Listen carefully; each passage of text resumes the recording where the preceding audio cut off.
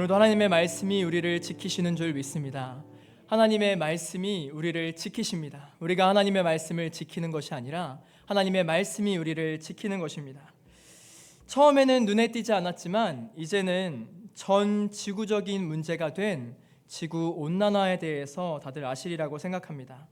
최근 들어 눈에 띄게 나타나는 급격한 이상 기후와 자주 일어나는 태풍들, 110년 만의 폭염, 115년 만에 집중호우들을 겪으면서 원래는 이런 것들이 자연재해나 재앙으로 여겼지만 이제는 인간의 지속적인 산업화와 환경오염 때문에 일어나고 있다는 것을 이제는 모두가 동의하는 문제입니다. 유엔 산하 유엔 환경계획기구 UNEP와 세계 각국에서는 이미 2015년 파리 협정에서 2030년까지 지구의 온도가 1.5도씨 이상 올라가는 것을 억제하자고 그렇게 협약을 맺었는데요. 그래서 많은 국가와 단체들과 시민들이 일상의 작은 실천에서부터 환경 오염을 막고 자원을 아끼고 재활용하고자 노력하고자 있습니다. 우리가 사는 지구가 쓰레기와 환경 오염으로 물드는 것을 막기 위한 일상의 노력이 중요하다면 우리의 신앙에 있어서 세상에 죄악된 오염으로부터 우리의 마음을 물들지 않도록 지키는 일은 얼마나 중요하겠습니까? 오늘 하나님의 말씀에 의지하여 온전한 마음을 지켰던 하나님의 사람의 말씀을 들을 때에 우리의 마음이 세상으로부터 온전히 지켜지고 하나님께서 기뻐하시는 뜻 가운데 나아가기를 간절히 축원합니다. 우리가 함께 읽은 말씀은 신구약을 통틀어서 가장 영향력이 큰 선지자라고 손에 꼽히는 하나님의 사람 엘리야 선지자의 말씀입니다. 우리가 엘리야에 대해서 너무 많이 들어서 너무 익숙하기 때문에 더 이상 배울 것이 없다고 생각할 수도 있겠지만 성경은 연구하면 연구할수록 새로운 사실을 깨닫게 되고 그러한 보물창고와 같다는 사실을 기억하시길 바랍니다. 골로새서 2장 3절에 그 안에는 지혜와 지식의 모든 보화가 감추어져 있느니라. 하나님의 진리의 말씀은 우리가 듣기는 들어도 깨닫지 못할 수 있고 보기는 보아도 깨닫지 못할 수 있기 때문에 오늘 성령께서 빛을 비추어 주시기를 간구하며 읽어야 할 줄로 믿습니다. 그렇게 할 때 똑같이 들었던 말씀이더라도 성령께서 이전보다 더 큰 은혜와 더 깊은 진리를 깨닫게 해주실 줄 믿습니다. 성령께서 이 혼란스러운 역사의 한가운데서 엘리야를 사용하셨습니다. 하나님의 크신 능력과 위대하심을 바라보길 원하면서 엘리야를 사용하셨는데요. 그 시대에 엘리야를 사용하셨던 하나님의 능력이 오늘 이 시대 가운데 우리에게 임하시고 우리 가운데 충만하게 역사하기를 간절히 축원합니다. 엘리야는 구약에서 죽음을 보지 않고 하나님 나라로 올라간 두 번째 사람입니다. 구약 성경의 마지막 성경 말라기에서 말라기 선지자는 여호와의 크고 두려운 날이 이르기 전에 선지자 엘리야를 보내리라 라고 증언했습니다. 마태복음과 마가복음, 누가복음에서 모두 전하고 있는 변화산 사건에서는요, 해같이 빛같이 변화되신 예수님께서 모세와 더불어 누구와 이야기를 나누었습니까? 오늘 말씀에 엘리야와 대화를 나누었습니다. 심지어 마태복음 16장에서 예수님의 정체에 대해서 사람들이 궁금해했을 때 언급했던 인물 중에서 한 사람이 엘리야 선지자였습니다. 엘리야는 야고보서 5장 17절에 예수님의 형제 야고보 사도가 인내와 기도의 대표적인 인물로 꼽았을 정도로 그는 엄청난 기도의 사람이었는데요. 이처럼 엘리야 선지자는 열왕기상 17장부터 열왕기하 2장까지 단 8장의 분량에서 등장하지만 우리가 알고 있다시피 대단한 능력의 사람이었으며 그 영향력은 신약시대까지 계속되어 미치고 있습니다. 그러나 우리가 주목할 점은 오늘 본문이 시작되는 열왕기상 17장에서 엘리야에 대한 소개가 단 2가지 정보만 제공되고 있음을 주목해야 합니다. 열왕기상 17장 1절에 길르앗에 우거하는 디셉 사람 엘리야. 성경은 왜 이렇게 최소한의 정보만을 제공하면서 가장 영향력이 큰 선지자 엘리야에 대해서 이야기하고 있을까요? 그가 굉장히 능력이 많고 영향력이 큰 선지자였지만 엘리야라는 사람에게 주목하는 것이 아니라 그를 사용하신 하나님께 집중하라는 것입니다. 그를 사용하신 그 배후에 계신 하나님께만 우리의 시선을 돌려야 한다는 것입니다. 엘리야의 이름 자체도 여호와 하나님을 나타내고 있는데요. 엘리는 예수님께서 십자가상에서 외치셨던 나의 하나님이시고 야는 여호와를 뜻합니다. 그래서 엘리야의 이름 자체도 여호와는 나의 하나님이시다, 하나님께만 집중되게 하는데요. 그러므로 오늘 말씀 가운데 엘리야 선지자에게 집중하는 것이 아니라 그를 통해서 역사하신 여호와 하나님만을 집중하며 하나님만을 나의 하나님으로 모시기를 간절히 축원합니다. 오늘 본문의 배경을 좀 설명드릴 필요가 있는데요. 오늘 말씀은 엘리야 선지자가 북이스라엘의 왕 아합 왕에게서 하나님의 경고의 말씀을 전한 이후에 일어났던 사건입니다. 어떤 경고의 말씀이었습니까? 열왕기상 17장 1절에 엘리야가 아합 왕에 가서 외쳤습니다. 함께 읽어보겠습니다. 디셉 사람 엘리야가 아합에게 말하되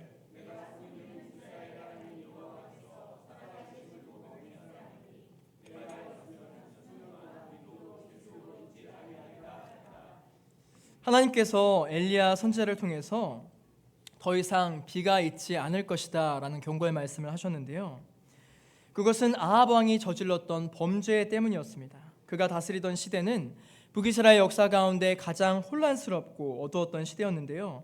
성경은 그가 그 이전의 모든 왕보다도 더 여호와를 노하시게 했다, 여호와 앞에서 악을 행했다고 증언하고 있습니다. 아합 왕은 바알 숭배의 원산지였던 시돈의 공주와 정략적 결혼을 하면서 북이스라엘을 바알 숭배의 온상지처럼 만들었기 때문입니다. 아합 왕이 시돈 공주 이세벨과 결혼한 데는 정치적인 이유도 있었겠지만 종교적인 이유도 있었습니다. 이스라엘에 여호와 하나님이 살아계시는데 왜 바알이 필요하겠습니까? 왜 이방의 다른 국가 종교를 수입했어야 했습니까? 하나님을 섬긴다고 하면서도 왜 둘로 갈라진 마음으로 바알에게 충성심을 바쳤던 것입니까? 우가리 신화에서 바알은 구름의 주관자로 묘사됩니다. 하늘에서 비를 내리고 농사를 잘 되게 하는 풍요의 신을 상징하고 있는데요. 그러니까 이스라엘의 운명을 바알에 의지해서 풍요롭기를 바랐던 것입니다. 그래서 엘리야는 여호와의 경고의 말씀을 아합 왕에게 전했습니다. 너희들이 바알이 비를 내리게 한다고 믿느냐? 앞으로는 절대로 비가 오지 않을 것이다. 갑자기 선지자가 우리 앞에 나타나서 앞으로는 수년 동안 하나님께서 비가 내리지 않게 하실 겁니다 라고 말하면은 우리는 잘 못 알아듣겠지만 아합 왕은 단박에 알아들었습니다. 이것이 여호와 하나님의 뜻이었습니다. 엘리야의 경고는 당시의 시대와 국가의 통치 이념에 대한 정면 도전인 셈이었는데요. 그저 여호와의 말씀을 따라 자신의 생명을 건 외침이었습니다. 그래서 엘리야는 여호와의 말씀을 따라 아합 왕을 피해서 동쪽 요단 동쪽 그리시네가에 숨어 지냈는데요. 잘 알고 계시는 것처럼 거기서 까마귀가 물어주는 떡과 고기를 먹고 시냇물을 마시면서 숨어 지냈습니다. 하나님께서는 왜 엘리야를 요단강 동편에 숨어 지내게 하셨습니까? 여기에는 엘리야의 모습 자체로 이스라엘의 영적 현실을 나타내는 중의적 의미가 있습니다. 아까 아합 왕에게 외쳤던 경고의 말씀이 무엇이었습니까? 엘리야의 말에 내 말이 없으면 수년 동안 비가 내리지 않을 것이다 라고 했었죠. 그 말은 엘리야 자신의 말이 없으면 비가 안 내린다는 말입니까? 아니면 하나님의 말씀이 없으면 비가 안 내린다는 말입니까? 자기 입에 여호와의 말씀이 없으면 비가 내리지 않는다는 말이었습니다. 그러니까 엘리야는 여호와 하나님의 말씀 자체를 상징하고 있습니다. 그런데 숨어 지냈어요. 북이스라엘이 아합 왕에서부터 백성들까지 다 여호와 하나님의 말씀을 떠나고 온 나라가 바알과 아세라를 숭배하고 있으니까 여호와의 말씀이 그들로부터 숨게 된 것입니다. 하나님의 말씀이 감추어졌습니다. 예수님께서 사람들의 마음이 완악해졌을 때 하나님의 말씀이 숨겨졌다는 사실을 말씀하셨는데요. 이사야 6장 9절의 말씀을 인용하시면서 다음과 같이 말씀하셨습니다. 우리 마태복음 13장 13절부터 14절 말씀 함께 읽어보겠습니다. 그러므로 내가 그들에게 비유로 말하는 것은 그들이 보아도 보지 못하며 들어도 듣지 못하며 깨닫지 못함이니라. 이사야의 예언에 그들에게 이루어졌으니 일러스되 너희가 듣기는 들어도 깨닫지 못할 것이요 보기는 보아도 알지 못하리라. 여호와 하나님의 말씀을 떠난 그들에게 엘리야를 통해서 하나님의 말씀이 감추어졌다는 사실이 드러났습니다. 숨어 지낸 엘리야는 첫 번째로 타락한 시대에 하나님의 말씀의 부재를 상징하고 있습니다. 두 번째로 엘리야가 그리 시냇가에서 까마귀를 통해서 연명했던 까닭이 무엇이었습니까? 우리의 생각으로 그냥 읽으면 마치 제비가 박씨를 물어자 주듯이 상상 속의 동화 같은 이야기로 여겨지는데요. 여기에도 이스라엘을 상징하는 영적인 그림이 있습니다. 레위기 11장에서 여호와께서는 모세와 아론에게 먹지 못할 부정한 생물에 대해서 말씀하시면서 그 중에서 엘리야에게 떡과 고기를 가져다 준 까마귀를 언급하고 있는데요. 하나님께서는 왜 굳이 부정한 까마귀를 통해서 먹게 하셨습니까? 이것은 하나님을 떠난 이스라엘이 계속해서 먹지 말아야 할 것을 먹고 부정한 행위를 하고 있다는 것을 상징하고 있습니다. 하지만 하나님께서는 엘리야를 계속해서 먹여주시고 살게 하셨는데요. 이것은 이스라엘이 하나님을 떠나 부정해졌지만 여전히 그들에게 생명을 주시고 그들을 살리시길 원하시는 하나님의 뜻을 상징하고 있습니다. 그들을 살리시길 원하시는 하나님의 아버지의 마음이 어떻게 증명됩니까? 오늘 우리가 함께 읽은 본문에서 확정적으로 보여주고 있습니다. 우리를 살리시길 원하시는 하나님의 마음이 오늘 본문에서 드러나고 있는데요. 첫 번째 말씀은요, 함께 읽어보겠습니다. 첫 번째 말씀, 섬김으로 물들었습니까? 엘리야가 그리 시냇가에서 지낸 지 몇 날 며칠이 지났습니다. 이제는 시냇가에 더 이상 시냇물 소리가 들리지 않았어요. 왜 그럴까요? 엘리야가 다 마신 것입니까? 아닙니다. 시냇가가 다 말라버린 것입니다. 하나님께서 아합 왕에게 내린 경고의 말씀처럼 이루어졌습니다.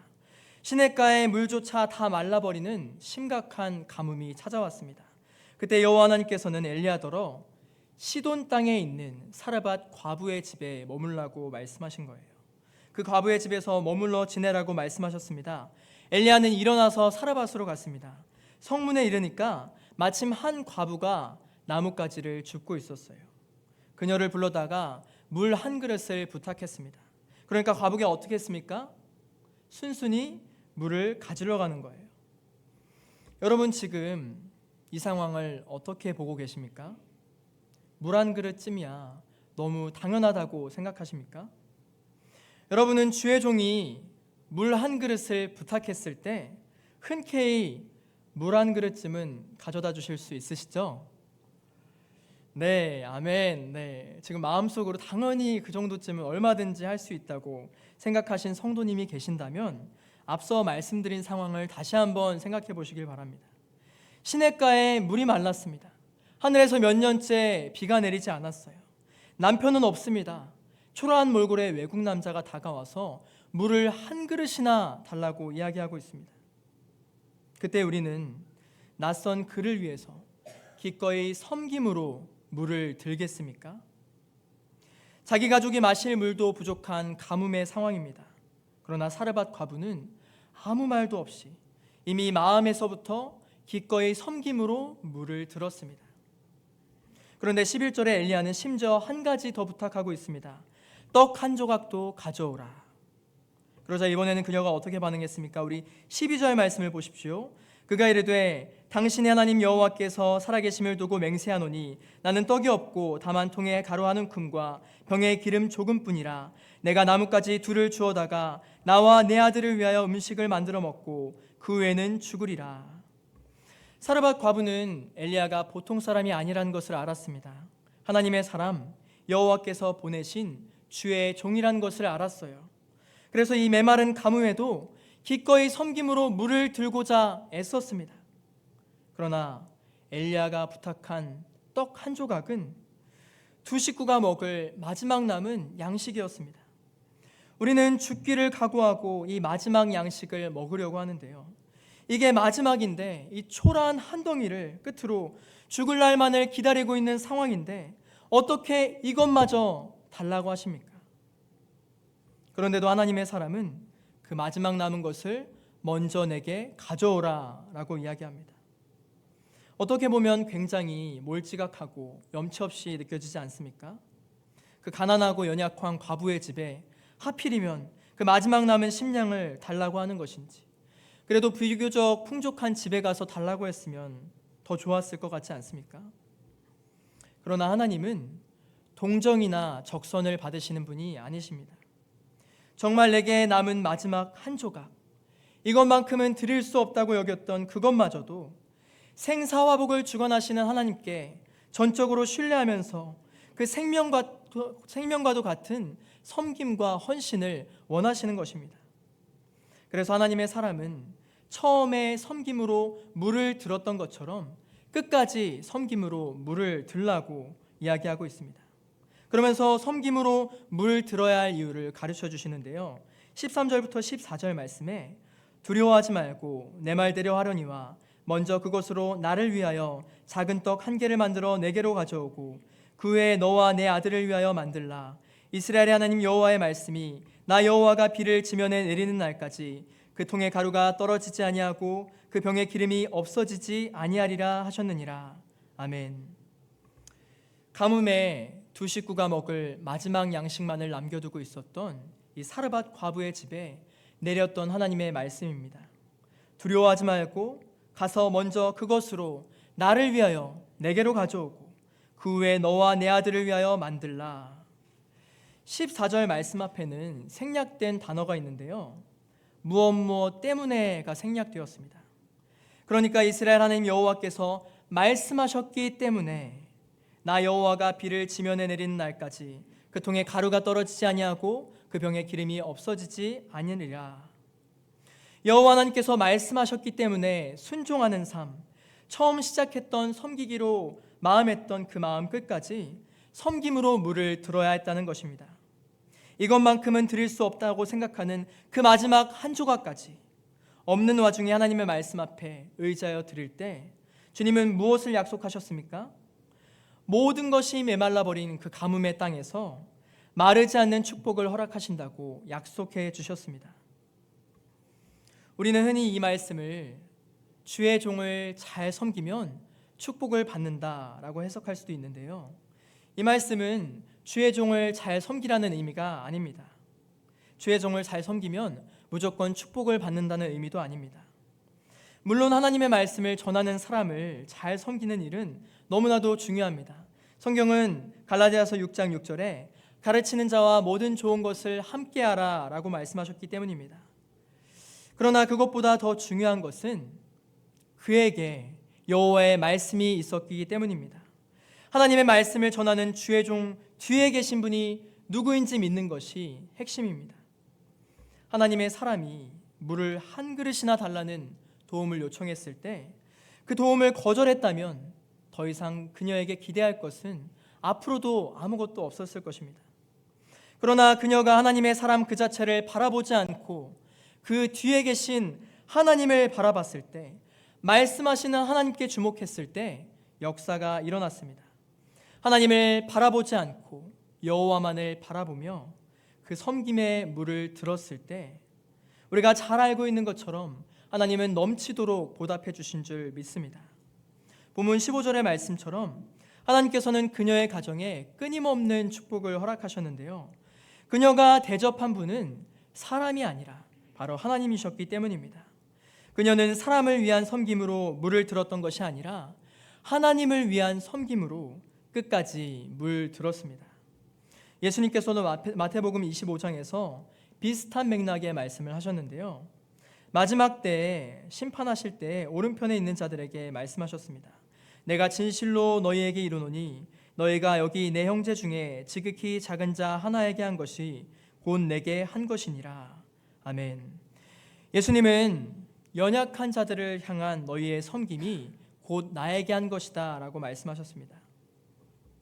그러니까 우리의 긍휼과 구제와 섬김은 단순히 윤리적인 차원에서 도덕적으로 의로운 일을 행하는 것이 아니라 믿음의 차원에서 하나님을 바라보며 행하는 것임을 믿으시길 바랍니다. 세상은 이 믿음의 원리를 절대로 이해하지 못합니다. 많이 가진 것 중에서도 더 많이 가지기 위해서 남의 것을 뺏고 죽이곤 합니다. 나봇을 죽이고 나봇의 포도원을 빼앗았던 아하방처럼 짓밟고 죽이며 빼앗으려고 합니다. 세상은 주는 자가 받는 자보다 더 복되다라는 말씀을 이해하지 못합니다. 그러나 우리 살아있는 하나님을 믿으시는 성도님들만큼은 하나님만을 바라보며 하나님의 형상들에게 섬김의 물을 들어야 할 줄로 믿습니다. 주의 종을 섬길 때도 사람을 바라보는 것이 아니라 그 배후에 계신 하나님을 바라보는 것입니다. 너무나 감사하게도 그동안 사역을 하면서 제 사역의 기간이 매우 짧지만 연소한 저를 섬겨주시는 섬김의 손길들이 많이 있었는데요. 제가 무엇이기에 성도님들이 섬겨주시겠습니까? 제 뒤에 계신 하나님을 바라보며 사랑으로 섬기는 것이 아니겠습니까? 그렇게 어려운 와중에도 자기 살림과 자기 가정에 부족한 와중에도 주의 종을 생각하고 주의 종의 가정의 어려움을 생각하며 섬겨주시는 그 손길들은 시간이 지나도 잊어버릴 수가 없습니다. 저도 기억하는데 하물며 하나님께서는 영원히 그 사람을 기억하시는 줄 믿습니다. 마태복음 10장 40절에 예수님은 말씀하셨습니다. 누구든지 제자의 이름으로 이 작은 자 중 하나에게 냉수 한 그릇이라도 주는 자는 결단코 상을 잃지 않으리라. 아멘. 이것은 비단 목회자나 선교사님들을 향한 섬김만을 의미하진 않습니다. 예수님 말씀에 가난한 자들, 연약한 자들을 위한 섬김의 물을 들었을 때 하나님을 바라보는 그 긍휼과 믿음의 섬김의 물이 더 큰 은혜와 축복으로 함께 하실 줄 믿습니다. 사랑하는 성도 여러분, 부모의 순종과 섬김의 물은 절대로 멈추지 않습니다. 아브라함의 순종과 하나님을 섬겼던 축복의 유산은 이삭에게까지 흘러갔습니다. 섬김의 물을 든 자들에게 이삭이 가는 곳마다 샘의 근원이 터지며 왕성하여 거부가 된 것처럼 마르지 않는 축복을 주실 줄로 믿습니다. 내가 가진 떡 한 조각을 붙잡는 게 아니라 축복의 원천이 살아계신 하나님만을 믿으면서 나아갈 때 기꺼이 남은 한 조각마저 내어주는 자들에게 주께서 30배, 60배, 100배뿐만이 아니라 1000배로 넘치는 복으로 함께 하실 줄 믿습니다. 두 번째 말씀은요, 함께 따라 읽겠습니다. 생명으로 물 들었습니까?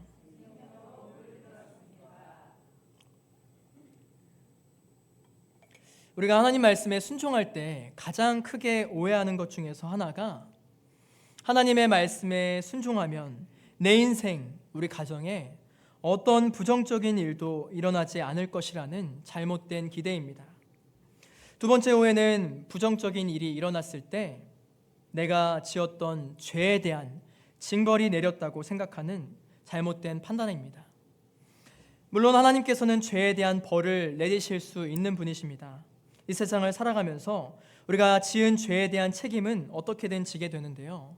그러나 부정한 모든 일이 죄에 대한 징벌이라고 기계적으로 생각하기는 어렵습니다. 악인이라고 반드시 즉각적인 벌을 받지는 않기 때문입니다. 중요한 것은 하나님을 바라보며 살아가는 성도들에게도 우리가 판단하기에 분명 최악의 상황들이 일어날 수 있다는 사실입니다. 본문 17절 보십시오. 17절에 과부의 하나뿐인 아들이 병들어 죽게 된 그런 상황들 말입니다. 그러자 그 여인이 하나님의 사람에게 이렇게 말합니다. 내 죄를 생각나게 하고 또 내 아들을 죽게 하려고 내게 오셨습니까? 그러나 우리는 엘리야가 그 과부의 집에 없었을 경우를 생각해 봐야 합니다. 하나님의 사람이 있었기에 하나님의 사람이 원망의 대상이 되고 믿음 생활을 하고 있었기에 내가 순종한 것이 무용지물로 느껴지고 그런데도 안 좋은 일이 일어났기에 하나님이 모든 부정적인 일의 결정적인 원인인 것처럼 원망이 될 수 있는 것입니다. 그러나 이미 바알 숭배의 온상지였던 그 시돈 땅과 사르밧 지역에서 하나님이 불행의 원인이 될 수 있겠습니까? 이미 첫사람으로부터 하나님의 말씀을 거역하며 죄로 물들어버린 세상에서 어떻게 죽음의 원인을 생명의 하나님께 찾을 수 있겠습니까? 인간의 생명을 앗아갈 수 있는 치명적인 바이러스나 질병이나 의도하지 않게 일어난 불의의 사고의 원인들을 어떻게 모두 생명의 하나님께 책임을 물을 수 있겠습니까? 이제는 평범한 일상을 송두리째 뒤흔들 수 있는 자연재해의 발생마저도 환경을 오염시키고 기후변환을 일으킨 인간에게서 찾을 수 있는데 말입니다. 그러므로 우리가 어떠한 불행한 상황이 닥쳐오더라도, 예기치 못한 부정적인 일이 일어나더라도 놓지 말아야 할 말씀이 있습니다. 예레미야 29장 11절의 말씀인데요, 여호와의 말씀이니라. 너희를 향한 나의 생각을 내가 아나니 평안이요 재앙이 아니니라. 너희에게 미래와 희망을 주는 것이니라. 아멘. 주님은 그런 최악의 상황 속에서도 전심으로 주님을 구하고 찾는 자들을 만나주시길 원하시는 줄 믿습니다. 사라밧 과부의 아들이 죽은 것은 하나님의 사람이 없었어도 일어날 일이었습니다. 예수님 시대에 나사로가 죽은 것은 예수님이 없었어도 원래 일어날 일이었습니다. 마르다와 마리아는 만약 예수님이 계셨다면 죽지 않았을 것입니다 라고 하고 슬퍼하지 않았습니까? 그러나 저는 예수님이 거기에 계셨어도 나사로가 죽었을 것이라고 생각합니다. 왜냐하면 인간의 죽음은 사람의 힘으로 능히 피할 수 있는 종류가 아니기 때문입니다. 마찬가지로 하나님의 사람이 그곳에 있었어도 과부의 하나뿐인 아들의 죽음은 피할 수 있는 것이 아니었습니다. 그러나 거기에 하나님의 사람이 있었다는 것이 중요한 것이죠. 예수님께서 나사로가 미리 죽을 것을 알고 계셨듯이 하나님께서는 그 아들의 죽을 것을 이미 알고 하나님의 사람을 보내셨던 것입니다. 그렇다면 그 가뭄의 땅에, 그 죽음을 피할 수 없는 자리에 왜 하나님의 사람을 보내셨는지 생각해 보시길 바랍니다. 요한복음 9장 3절에 사람들이 예수님께 시각장애인의 그 장애가 누구의 죄 때문인지 물었을 때 예수님은 대답하셨습니다. 그에게 하나님이 하시는 일을 나타내고자 하심이라. 살아계신 하나님께서 하나님의 말씀 엘리야를 그 과부의 집에 보내신 까닭은 바알 숭배로 물들어 있던 그 죽음의 땅을 생명으로 물들게 하시기 위해서였습니다. 풍요의 신을 섬긴다고 하면서도 이슬 방울 한 방울도 내리지 않고 다 죽어가는 그 땅에 생명의 단비를 내리시기 위해서였습니다. 생명과 풍요의 주권이 살아계신 여호와께 있음을 확실히 깨닫게 하기 위해서 그 부정한 이방 여인의 집에 하나님의 말씀을 보내시고 하나님의 사람을 보내신 것입니다. 죄로 물들어 오직 한 끼 먹고 죽을 날만을 기다리던 그 비천한 심령 가운데 마르지 않는 생명으로 물들게 하셨습니다. 여러분, 사르밧이 어떤 도시인지 아십니까? 사르밧은 두로와 시돈 사이에 있는 지중해 해안 도시였습니다. 엘리야 선지자 당시에는 시돈에 속한 사르밧이라고 불렸는데요, 고고학 발굴을 통해서 밝혀진 사실에 따르면 사르밧은 포도주와 감람류, 조가비에서 추출한 자주 염료 수출의 상업 중심지였습니다. 염색 공업을 하는 그런 상업 중심지였는데요, 직물과 토기 그리고 유리 제조의 중추였다는 사실이 드러났습니다. 그래서 사르밧이라는 도시 이름 자체가 물들이다라는 뜻을 갖고 있습니다. 사르밧이 바알 숭배의 본산지인 시돈에 속해 있었으니까 여기도 모두 바알 숭배의 죄악으로 물들어 있었던 것입니다. 풍요의 신을 섬긴다고 하면서도 사르밧에도 가뭄이 찾아와서 더 이상 먹을 것을 구할 수 없었습니다. 이제 죽을 날만을 기다리며 극한 가난에 처해 있던 이방 여인의 가정이었습니다. 그런데 하나님께서 그 입에 생명의 말씀을 머금고 있는 하나님의 사람을 보내셨어요. 그 입이 열릴 때마다 생명의 말씀이 쏟아졌습니다. 그러니까 이미 죽어서 다시 돌아올 수 없는 그 아이의 영혼이 돌아올 수 있었습니다. 23절에 보라, 내 아들이 살아났느니라. 거스를 수 없는 운명처럼 여겨졌던 죽음과 생명이 뒤바뀌게 되었습니다. 이제 살아계신 여호와 하나님의 생명의 역사가 죽은 바알의 죽음의 역사를 삼켜버린 것입니다. 그러니까 이 사르밧 여인의 불신과 원망의 고백이 이제는 어떻게 바뀌었는지 보십시오. 24절 말씀 함께 읽겠습니다. 여인이 엘리야에게 이르되 내가 이제야 당신은 하나님의 사람이시요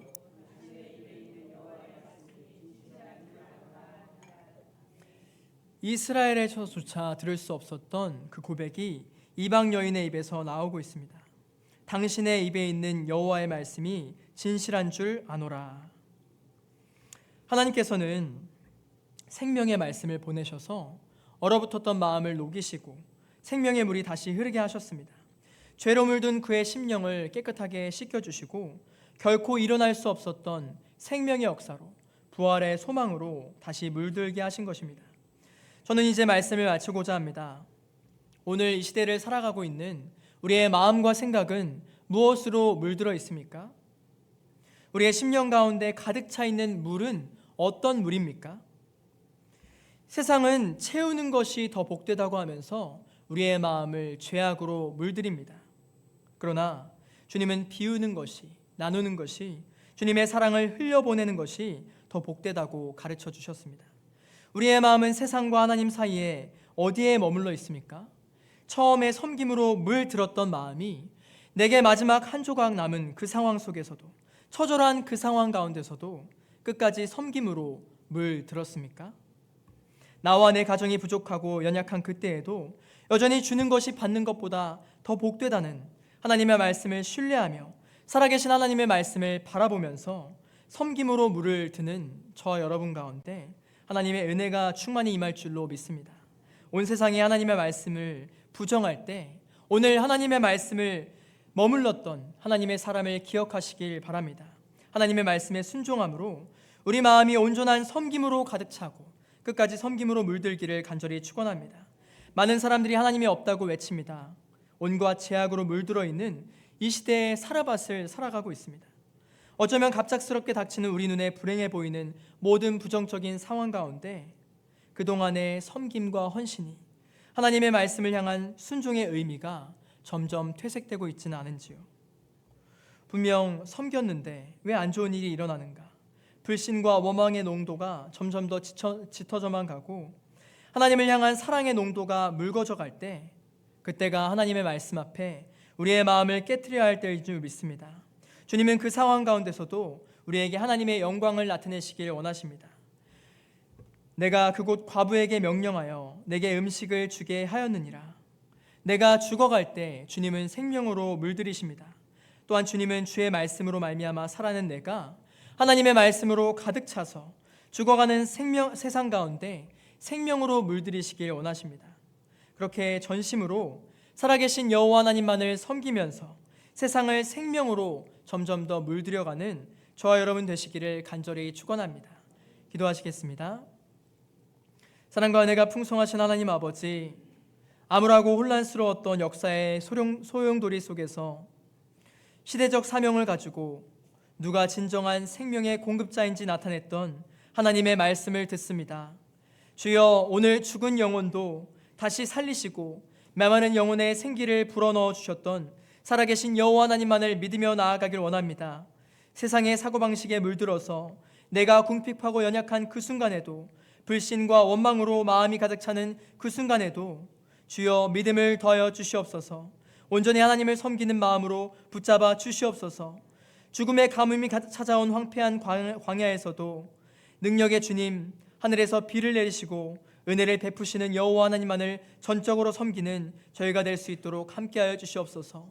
죄악으로 물든 세상을 살아가면서 이 시대의 사르밧에서 생명의 말씀만을 붙잡으며 오직 생명의 말씀으로 물들이는 우리 모든 성도들이 될 수 있도록 아버지 함께하여 주시옵소서. 감사드리며 살아계신 예수님의 이름으로 기도합니다. 아멘.